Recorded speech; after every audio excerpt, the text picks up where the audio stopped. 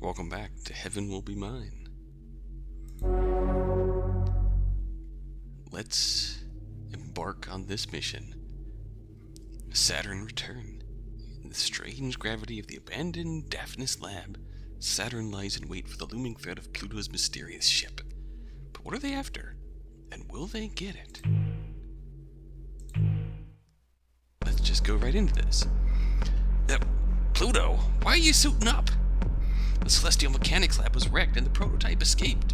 We should be heading back to the inner solar system. She's still here. Who? So incredibly ridiculous, utterly irresponsible, dangerously devious brat. I'm not who you're talking about, right? Don't be silly, you're not devious at all. Utterly irresponsible. Then who? Also, hey! They're being very tricky, so I can't quite tell. But I have rough coordinates. They slip between the cracks of the universe, play fast and loose with the laws of physics, staying hidden and out of sight, but being really smug about it. I think they're showing off. That smirk. So it couldn't be anyone but the pilot of Celestial Mechanics' prototype, right? Why? That's stupid.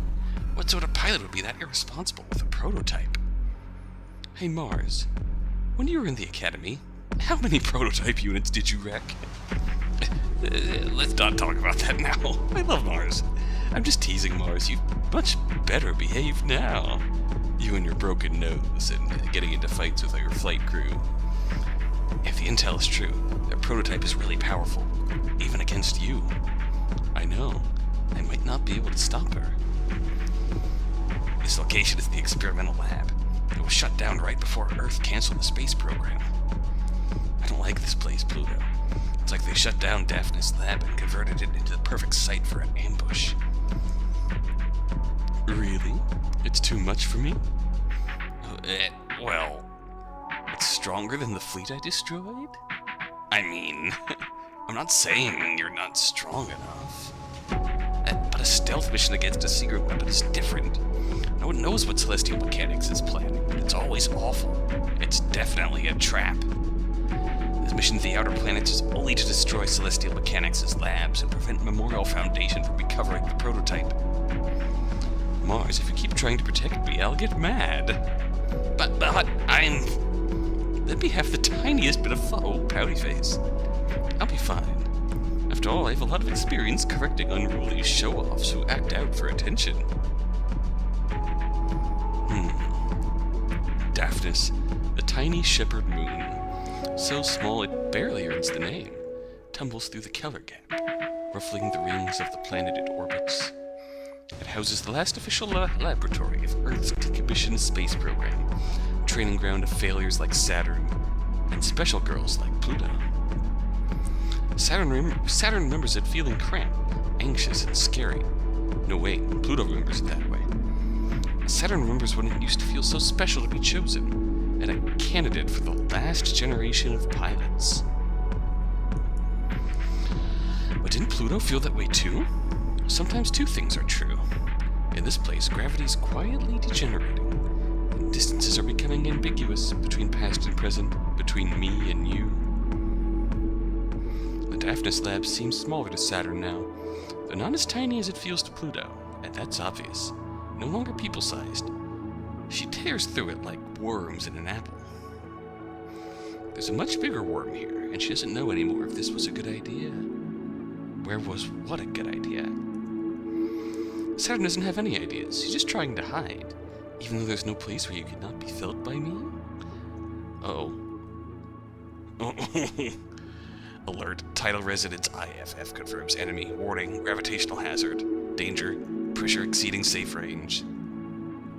I know, it's extremely exciting. Stop making me so nervous. Supermassive.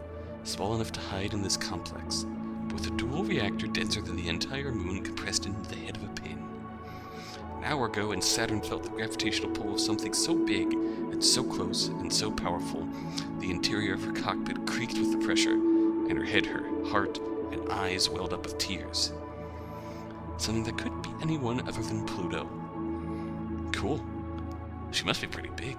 So why is she so hard to find? Saturn has no idea. Why do I have the feeling someone's laughing at me? No one is laughing at Saturn. The lab's been abandoned for years. But Pluto, wherever she is, giggles. Not in a mean way. She really does think it's cute. I haven't thought about Pluto in a long time. Oh man, it really would be funny if she was in that monster.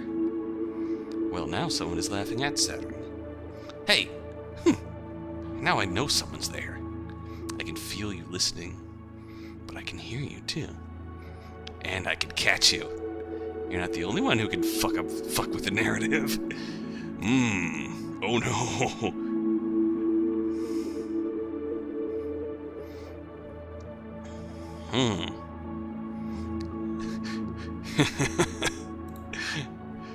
Let's save the game here. Boink, boink, boink. New save. Back. Back. Mutually assured destruction. Cradles Grace's advances. It's easiest to catch someone if you don't care you might get caught yourself. Besides, if you want to drive someone wild, you gotta show them you're worth catching. And that you're good enough to catch them too. The lab is dark. Malfunctioning lights cast an eerie glow. Dying culture, without gravity to hold it together. But you can hear the faint laughter rippling in the gravity. And where it's coming from. When you don't know the controls, mashing all the buttons at once is just as good. Gotcha! It's a hit. Your claws sink in. They tremble in the pressure. Whatever they sunk into is bigger than belief. The Crud Macula towers over Saturn. Pluto's ship is so big it barely fits in the complex, but it's only a speck compared to how big it feels. Supermassive enough to warp local space-time, humming and vibrating with nebula dust. Incredibly gentle, or she would have destroyed Saturn and the whole complex without even trying. Oh wow, you got me! No matter what size it appears, in the truest, most real sense of size, the ship is bigger than this moon, than anything Saturn can imagine. A string of pearls quickly flits away, but Crud Macula's grip is on her before she can twitch. And I have got you, Saturn. I really was surprised to see you like this. Cool, right? I've got poison now, too. Want to see if you're still the top weirdo psychic mutant in space? Oh wow, sounds really cool. But I don't know if you're ready yet. Want to bet? Sure. The string of pearls screeches and buckles as the dust ignites and a tiny portion of Pluto's tidal forces slam into her. Oh no.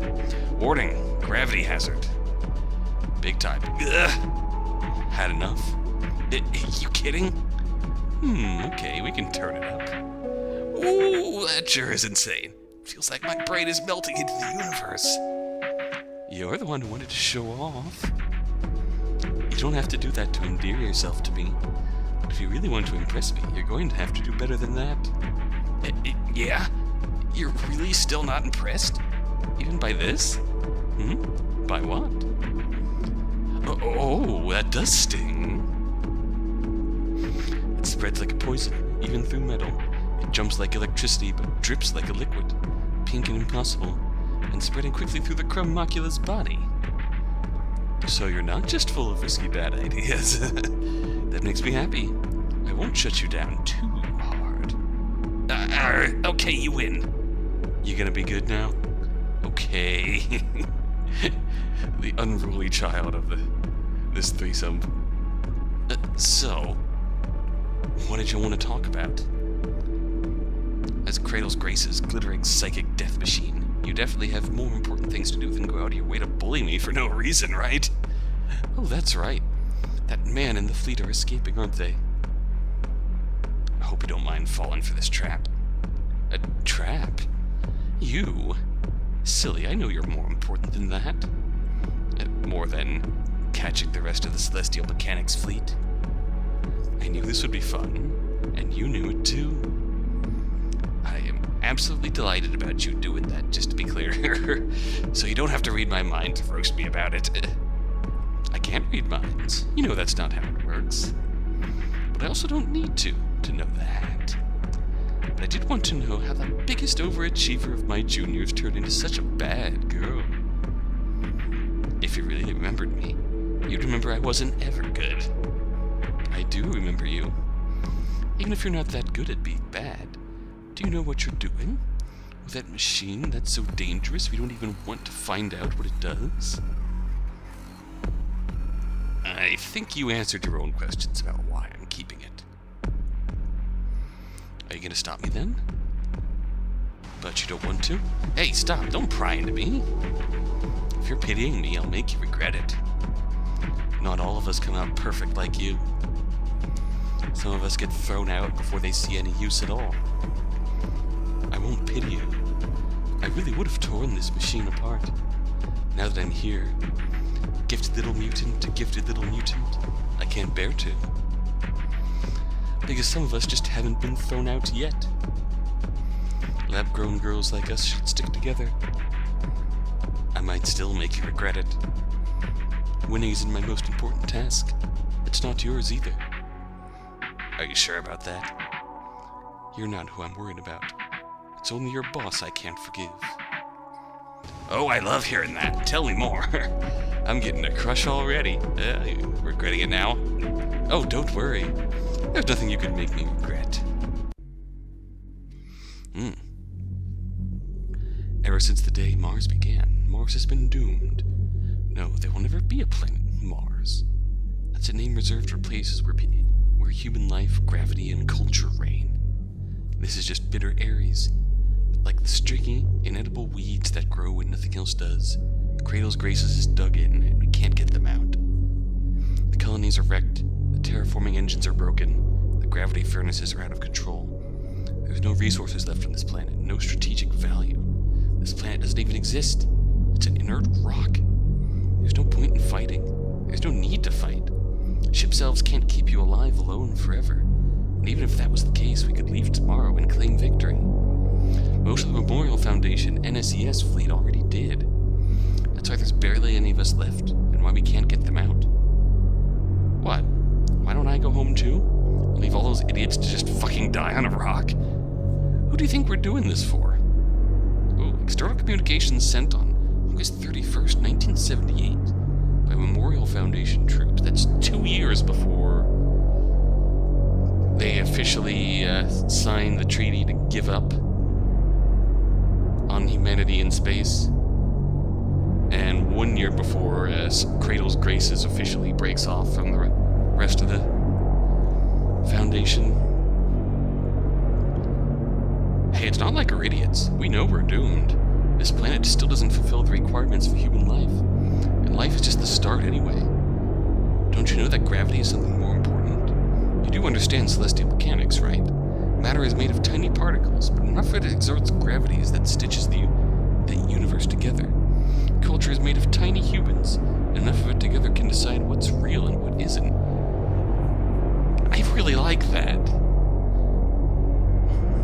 That's just a really unique perspective that I really like. The idea that culture comes from large groups of humans coming together, putting pen to paper, and when they put pen to paper and create culture, they set into stone what's real, how things work.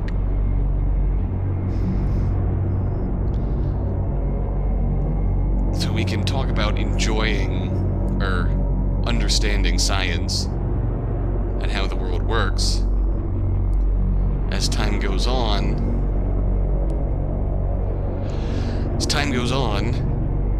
and we get a better understanding of how the world works, culture grows and evolves.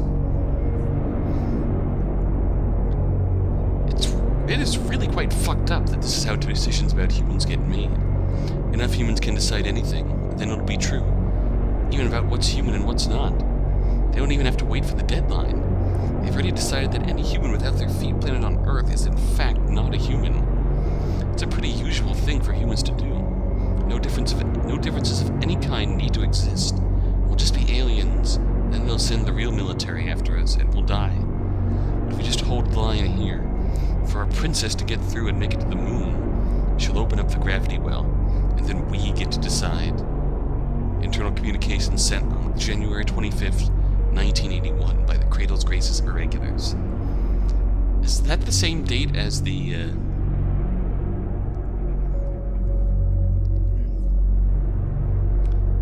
official declaration? It's morning on Ares, but what's time and space?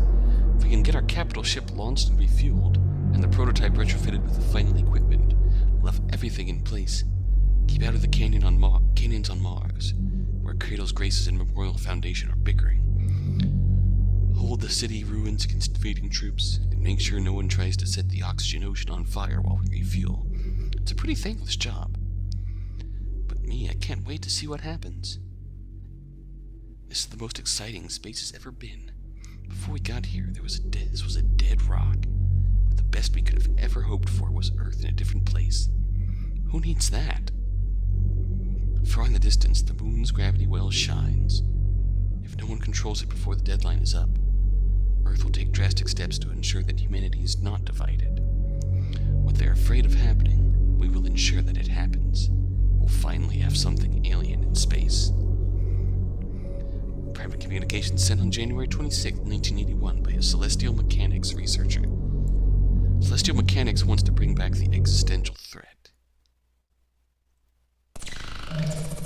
Ooh. Pluto, all missions on Cronus orbit completed. Maiden flight and testing of Cronus Macula is done. Report received. Awaiting new directives. I'm heading back to Ares, of course.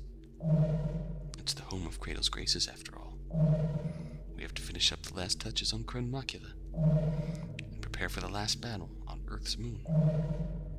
Celestial Mechanics will regroup and refuel there. Maybe we can nip them in the bud.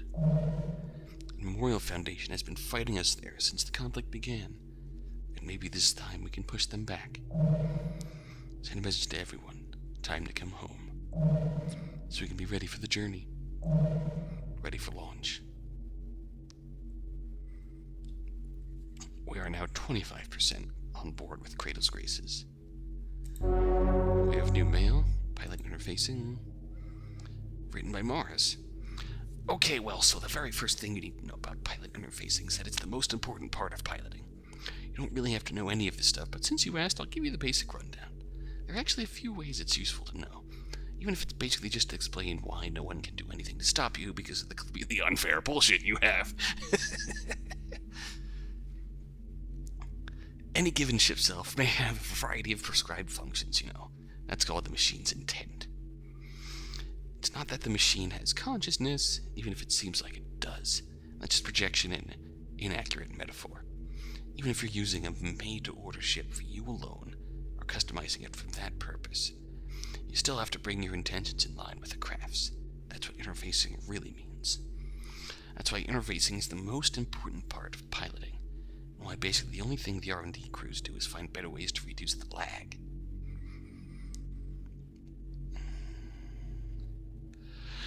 Ship self has a variety prescribed in functions, the intent.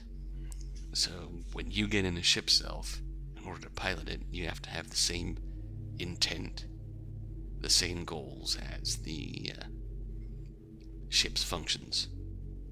If that makes sense? Yes. White void. Okay, research archives, author Dr. Nix.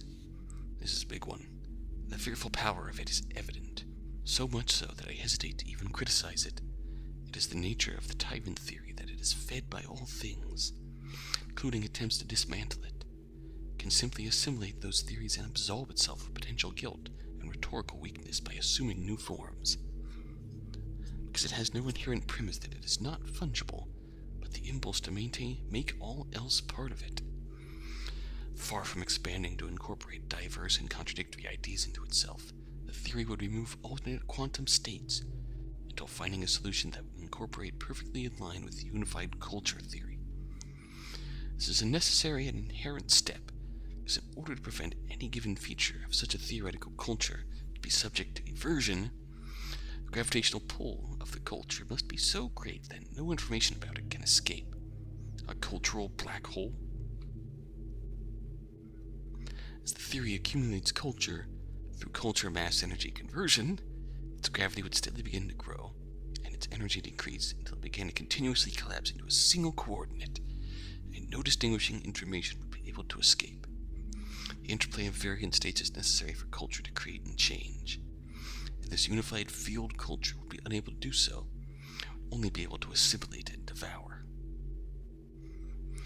Such a theory would not redefine hierarchy, but enshrine it forever. Far from a compassionate future for humanity, would necessitate the complete removal of human variance. All humanity and all existence would revolve around a singularity of the unified field culture, the tyrant theory, a white void, a single conqueror thought, at the center of the universe. Really, some intent to say here that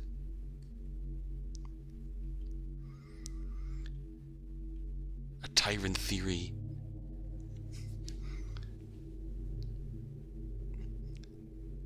really, if I could make any sort of comparison here, it's to the idea of groupthink. That's the first thing that comes to mind, where everything's just almost drawn into a black hole of agreement, where even disagreement just gets pulled in and vanishes.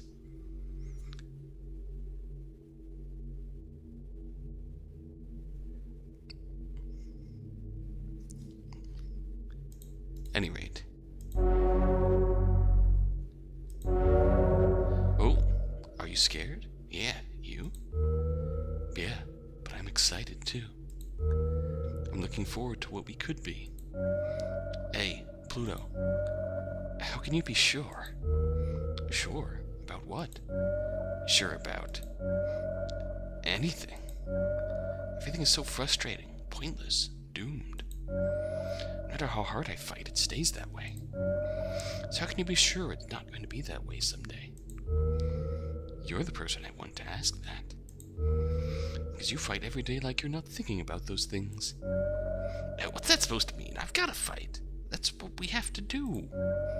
Of course I still think about those things, even when I'm fighting. Sorry, Mars. Of course you do. Everyone has doubts like that. Even me, then, right? But it doesn't feel like you do. I mean, you make it seem like everything's going to be alright. But you just do what you have to, without ever worrying about it.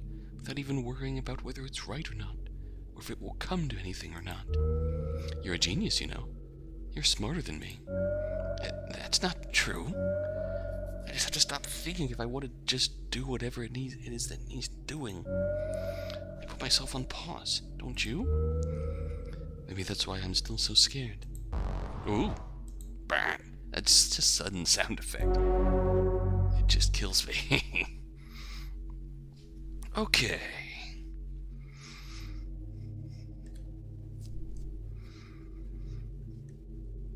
Okay, here's our Lunaterra mission. Here's our Saturn mission. Assuming. I wish this would put me at our most recent save. It's my only gripe.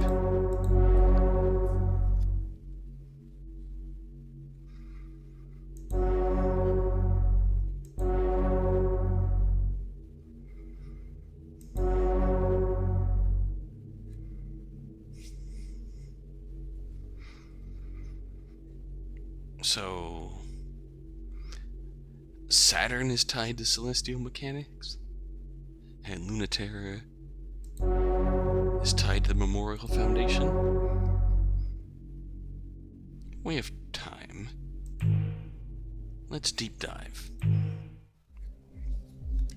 Is she operational? Mars.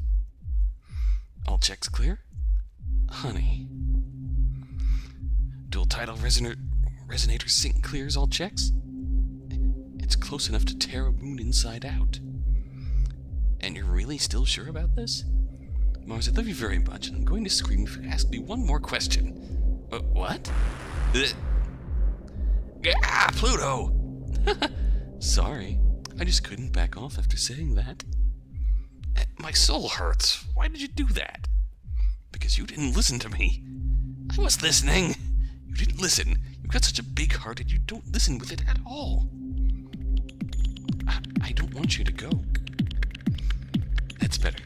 That's what you really wanted to say. I'm glad you could say it. But you're not going to listen to it. Nope. You could at least, after you just said, not at all. Don't sulk. This was always the plan. We have to show everyone what this weapon can actually do. This is just a taste, but no one is going to respect what we do on the moon if we can't grab their attention first. Destroying the whole Celestial Mechanics fleet while they're docked at the Oxygen Ocean is going to get some attention. Even if I only destroy them a little bit, it'll be pretty amazing. So it's a job that's impossible to mess up. If you keep worrying, what else am I supposed to think except I must seem that incompetent to you? I care, okay? I'm not mad, Mars. Let me lean on you while I do this. Instead of blocking my way. Ooh. Share a secret moment deep down. Oh. What is... This is an interesting choice. Oh. This is a really interesting choice. Share a secret moment deep down, or get in a tug of war above the waves. Well,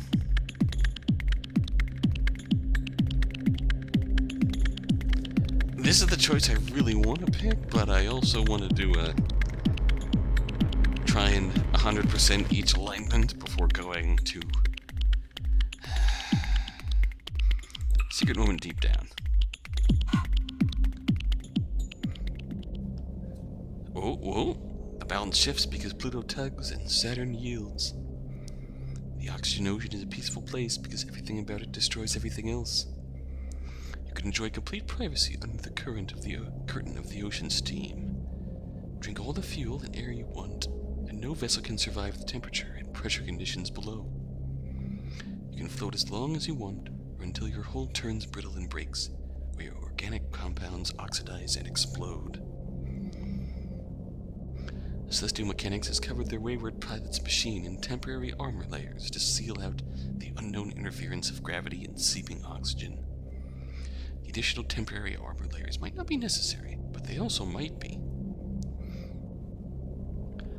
The Celestial Mechanics fleet tenders lower the string of pearls in slowly, just to make absolutely sure. It feels wonderfully cold, like a spare blanket taken from the attic in winter. Pluto is there, deep, deep down, and when Saturn slips in, she feels the ripples, as if they were in opposite ends of the same, perfectly still pool. The feeling is wonderful. Saturn's surprised that's true. How do you know that? Wait, who is you? Oh, Mercury, how do I know what? Saturn, who are you talking to? Or asking for confirmation to lower you? Yeah, I'm been ready. Sorry, I got distracted. You must be if you're apologizing. There's someone down there. She's speaking to me. No, she's trying to eat me alive. Or maybe it's really hard to tell the difference. Awesome! It's familiar. I'm so stoked. Take me down. The ocean boils wherever she touches it, even with the external equipment.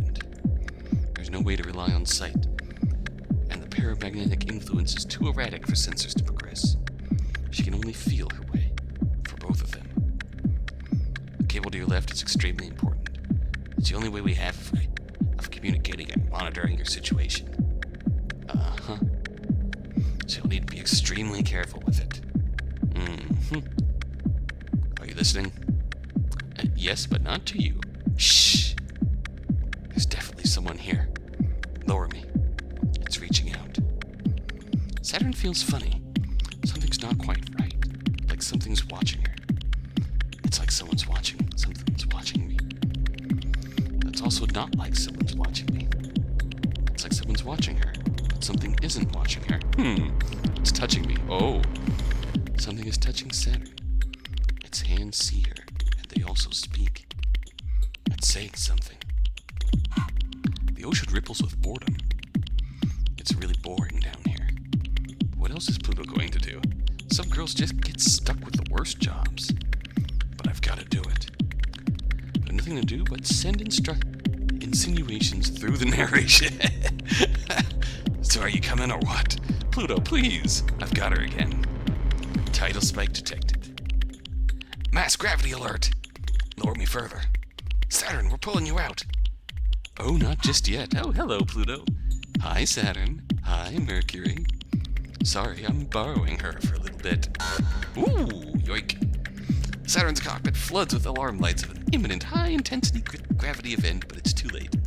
A string of pearls discharges its electromagnetic field and delicately breaks off the winch. Saturn, what do you... The string of pearls cleanly slices off the left communication wire, and the pulley system. The silence of the oxygen ocean reminds her of a sensory deprivation tag. What a good girl. Pluto, please. Hey, don't praise me like that. Pluto, stop stealing the narration. I wanted to speak with you again. Damn it, I cut both wires. Even ship-to-ship comms are down. Saturn, can you hear me? Would you hear me if I spoke with the ship? It's been such a long time since anyone could hear it. Pluto's tidal reactor pulses slowly. The thrum feels like it's coming from everywhere. Oh, I get it. You want to talk with gravity? Well, I'm not some miracle child, even though they tried very hard to make me as good as you. Saturn's reactor, an anxious little ball, is getting just so fed up with this. It's frustrating to not be understood. Would you know what that's like? You don't know how much I know, but I believe in you. If Saturn moves this much, she might forget what direction up is. The sensory deprivation of the ocean takes everything away. But she has to remember that's not true. I don't believe you, but I'm trying. Oh, she's trying. Of course I'm trying. Come on, where am I? I hate people playing hard to get. Oh, she's blushing. I believe in you, but you gotta work for it. I can't do it. Sorry, but I'm cheating. The string of pearls electrotoxins shoots through the ocean. Like a bolt of lightning, it reaches out because it's attracted to you. It seeks the path of least resistance, looking for something that wants to respond. What it really does is run along the boundaries, theoretical and real. There's a place where the boundary between one thing and another is weakest, and it runs along the boundary until it finds it, and then it connects the two. Why is she doing that? Oh, it's what you're used to. Good at seeing weak spots. I've got a lot. Can you find them? You can do it if you try. Maybe you need a little push. It's like there's nothing. Not a single crack. Don't say you're not perfect. Don't make me do all the work. The pressure is overwhelming, but it's overwhelming for Pluto, too. The Crun Macula is like a little star, gushing matter and condensing it into an engine of light, over and over. It was modeled after a theory of the Big Bang, after all. Made in secret on the planet Hades on the boundary between what is human and what is not. It's a fragile boundary. You can touch it, but be careful. This takes me back. Which is not fucking fair. Are you doing that on purpose? Always taking me to unpleasant pasts. Is it taking you back? Sorry. But we can't help it. It's the first thing beneath our surfaces. It's hard for me, too. It takes Saturn back to her first implant series, where they took the most special children they could find and tried to cheat them into being even more special. Implant. Oh. I know that's a rough skit, but that looks really unpleasant. Bypass all the work and care that had gone into the third generation pilots and kick them directly into humanity's next stage. Cheating, you should know, felt good. It felt wrong in a good way. It felt good in a way that felt obscene. It felt bad, like she was getting more than she deserved. They chose her, but she felt like she had played a trick on them. Like she lied and got candy for it. They knew there was nothing special about her, and then they gave her the most special thing. So this is Saturn's perspective? If they knew how special it was, and how much she didn't earn it, they would would have given it to someone else, but they didn't. Even when they threw her away, she never forgot how that felt. Why is it always like this? Oh, baby. It takes Pluto back to when she was learning how to be a person. In space, they decided they would start over without assumptions. Humanity would be protected by the most human children they could make. No matter how badly she did, no matter how much she wasn't up to how perfect they wanted, they never gave up on her. That was the worst part. She wished so much they would give up. It was so hard. She just wanted to be the mess she really was, and they wouldn't let her. She knew with her whole heart what she was supposed to be. She had it memorized. She could never make it leave her body, become the thing she did and the person she was. They let her be whatever she wanted. And she wasn't strong enough, and smart enough, and pretty enough to be it. Both of them remember. Reaching through the wall to the one on the other side, wishing so hard to hold hands, it feels like you really are. Your two pebbles dropped in the pond, but your ripples touching are enough. No one knows, even if the two of you almost don't. Never say it out loud. Never think it out loud. Think it too loud. It sounds so sad when you put it like that. Why? Don't show me things that stop making me jealous. Oh, you got me. You're touching me. I can hear you through the contact link. You got me that good, and that's what you have to say? You're the one who got me. You did it. You found me. You're clever. It's amazing. You don't need to flatter me. I won't feel better. I'm not. You better. I promise. Why am I so scared and you're so not? That's just me. Sorry I'm like this. Well, you can flatter me a little. You're a little needy, huh? Didn't you just say I had you? Huh, you do. You can do whatever you want now. Why did you do this? You came after me. So it's only fair I came after you. Don't say it's only fair. Say I'm amazing and important, and you came after me specifically. You're totally not needy, huh? Oh, give me a better answer. I want to know why it's me. I don't have one. There are so few of us left. I've got to cling to everyone. But I love that you're scared and you believe anyway. I think you're one of the only people who can make something change. And there's no time left. Is that a proposal? To join your side? Yeah. What if I refuse? Then give a good reason for me to join you. You're even more impulsive than me. You can start to see why I fight, can't that? When we betray, we get more alignment to the faction that we betrayed to, technically. And by hanging out underneath the oxygen sea and flirting with Saturn, we essentially failed to destroy the Celestial Mechanics fleet, and as such, God, that's interesting. And God, I love really what was so amazing about We Know the Devil was just the sheer amount they managed to build up the intrigue of a world and the characters in the world by just often one-on-one conversations. And the dialogue was so good, and here it's just so. That was great. I'm glad I picked that. I am glad I did that. Uh-oh. Direct message.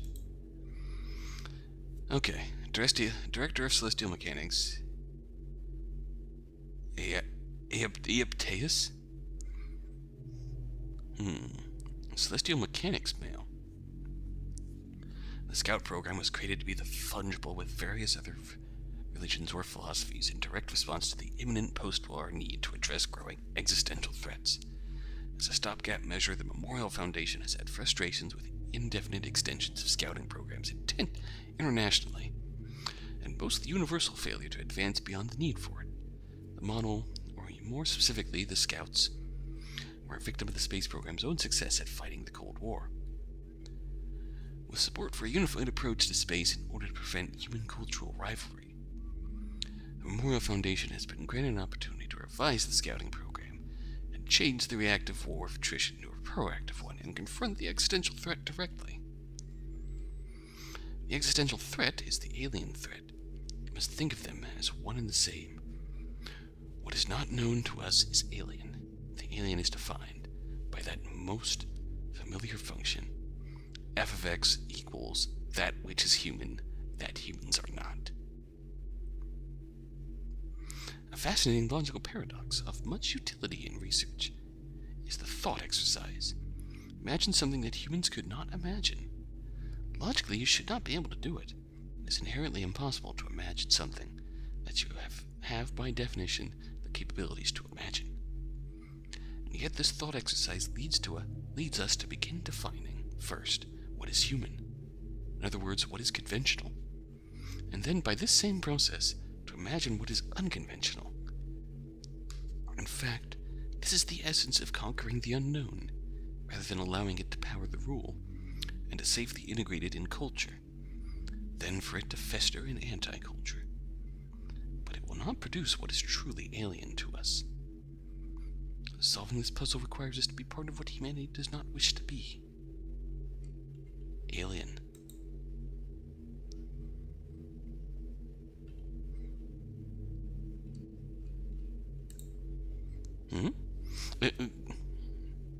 What? Oh, another message from Mars. Fine, okay, I know I didn't get to the point, but I have to build up to it, okay? The contextualizing information is important, but okay, I will actually talk about it this time. Mechanical interface is how machines typically work. You're going to yell at me for not being clear if I don't say this, but if I say, that's when you've got physical switches and buttons and steering devices, and you move them with your hands. That doesn't actually really convey it. Because you do those things in your ship self, but you don't use mechanical interfacing. So it actually matters that it is defined as exact mental instruction. It does exactly what you tell it. You can make anything you want to happen, but you have to give it exact instructions. There's the physical lag between yourself and the machine. There's also the nuanced nature of giving the instructions. That's a really hard thing to do. Obviously, most people would prefer to move a machine on raw instinct, or like part of their body. I don't think many people actually get the best results when they interface like that. Unless, yes, they're like our mutual ex. Hey, is that what you wanted to know? Luna, Terra, their mutual ex, Mars, and Pluto. I believe it. That's still beautiful, though. Uh-oh. Speak of the devil. Do you ever miss Luna, Terra? What? No. In case you've forgotten, she betrayed us and went back to Memorial Foundation. I know you want her back, because you're kind and forgiving, but if I'm not, and I'll kick her butt if I ever see her again. But that's no different than how you two used to be. You two only fight less now. That's the part that's sad. She was always smug, always a know-it-all, and always one step ahead. The worst senior pilot, and she didn't teach me shit.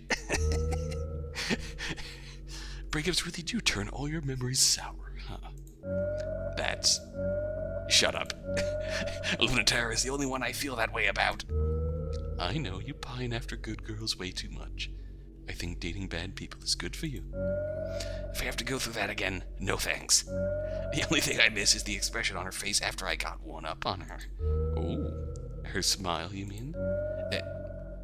You miss it too. I do. I'm glad you can get nostalgic sometimes too. Do you miss the days of the Cold War, fighting against the existential threat too? It was scary, in a different way. It was so easy I never had to think about it. Tearing through that ephemeral light that was only sort of there. It was scary because we didn't know what would happen, or what it was. We didn't need to know any of those answers, and we just got to fight forever. It was fun. Until I came along. What do you mean? If you think about it, it was me, wasn't it? Before they even finished the Kun Macula, even in just the prototype.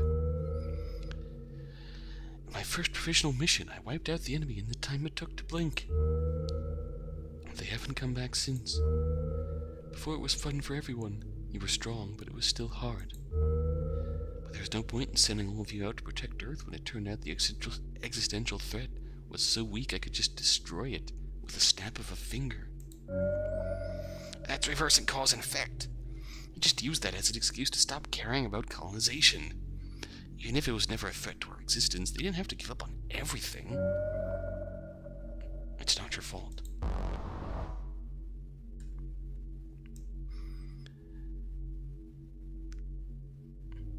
The existential threat.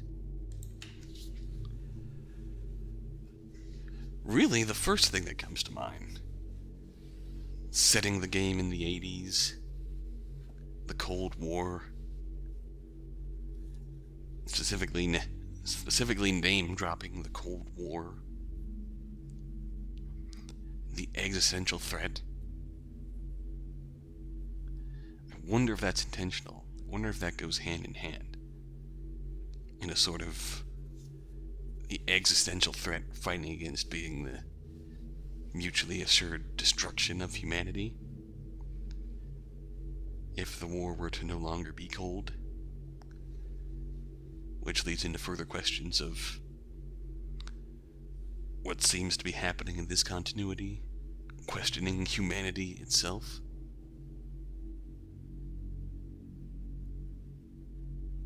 What does it mean to be human? At what point, when we expand beyond Earth, do we stop being human? It's just... this is raising a lot of really intriguing questions.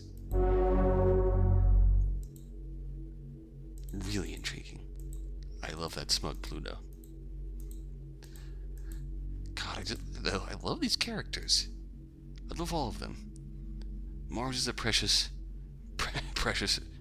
child who deserves the world. Interesting, we've only seen the relationships from Pluto's perspective so far, but we do know that Lunaterra used to be with Cradle's Graces, but betrayed them and went back to Earth, pretty much, for the Memorial Foundation. Then Saturn was in the same pilot training program as Pluto, so to speak. So they might have known each other from back then, or if not, Pluto at least knows that was the case, and they've at least shared memories, have shared memories of similar experiences before at some point they gave up on Saturn and just cast her out. So Saturn wound up with celestial mechanics. These are just some really interesting dynamics.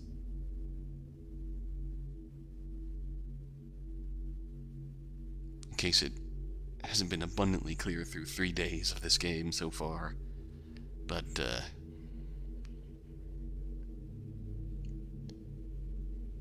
Pluto is a fair degree of psychic power, enough to pilot something as utterly massive and powerful as the Grun Macula.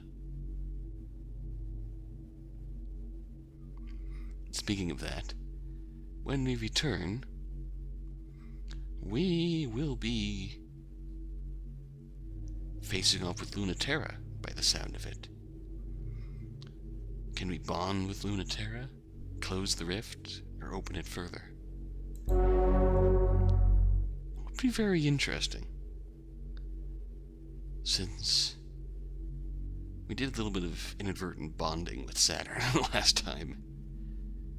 Maybe we'll do some more. Depends on what the choices look like.